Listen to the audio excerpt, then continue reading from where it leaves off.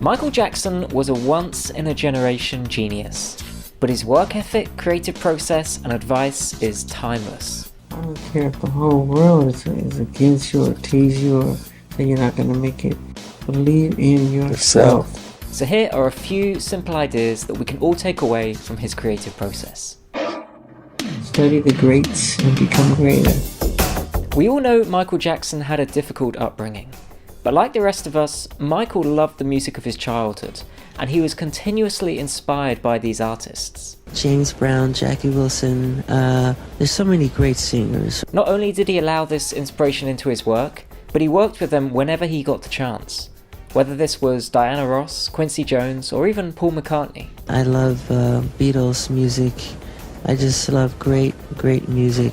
But Michael Jackson didn't just love music, he loved all forms of art. And he studied the greats from any art form and from any era.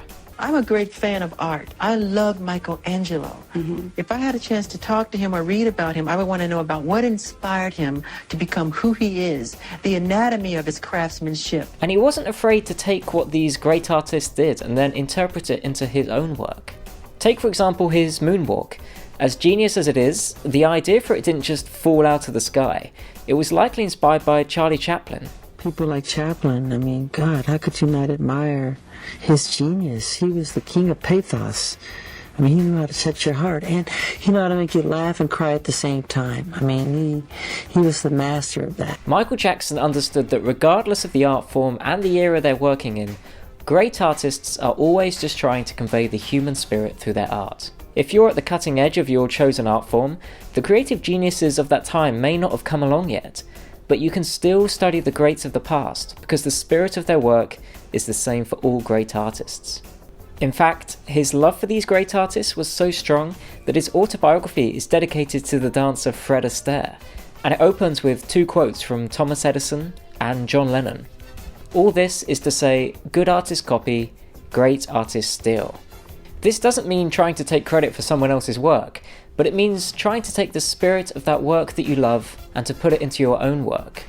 It's like taking the seeds of a beautiful flower and using that to plant something new. With any type of creation, you create what's inside of you, subconsciously what influences you. But how does this inspiration actually turn into something new? How do you write a song? How do you write a song? How do I write a song? Well, everything about Michael Jackson, from his songwriting to his dancing, was so original and so unique. But what links all of this together was his ability to create so fluently. if I sat here and played some chords, whatever, and say, I'm going to write the best song I've ever written, nothing happens. Something in the heavens has to say, look, this is the time that this is going to be laid on you, and this is when I want you to have it. You can't force an idea to come, but if you allow things to happen, you'll notice that ideas come along actually quite easily. Well, the songwriting process is something that's very difficult to explain because it's very spiritual, as if it's been written in its entirety before you were born, and you're just really the source through which the songs come. They just fall right into your lap in its entirety. You don't have to do much thinking about it. The amazing thing about this is that often the best music is developed in this way. You might think that, sure, loads of ideas will come along, but it still takes lots of work to find the really good ones. But actually, the less thought that goes into it, often the better the result. Now, I remember when I wrote Billie Jean, I was riding in my car down Ventura Boulevard. All I said to myself beforehand, I want to write a song with a great bass hook, you know, and I just let it go, really. And then several days later, you know, the whole Where did that come from? From above. And like the rest of us, for Michael Jackson, overthinking an idea often led to a worse creative result. Take, for example, the introduction of Don't Stop Till You Get Enough. Michael sent me a note. Could you please take off the violins in the introduction? No, it's messed up my groove. You know what that line was? Diddle, diddle, diddle, diddle, diddle, diddle. He said, take it off? Yeah. And you said? No way. That's one of the strongest parts of the introduction. Diddle, diddle, diddle, diddle, diddle, diddle. But this is understandable considering Michael Jackson was an absolute perfectionist. Many people throughout the years have since given an account of what Michael Jackson was like to work within a studio, and they all come back with the same observation. Oh, he was a perfectionist, absolute perfectionist. And because he was that way, and the same thing with Quincy Jones, when you work with him, you really want to give him your best. You want to do the best you can do for him because he's given you his best. Last year, I was fortunate enough to interview Bill Schnee, who worked as a live engineer for Michael Jackson.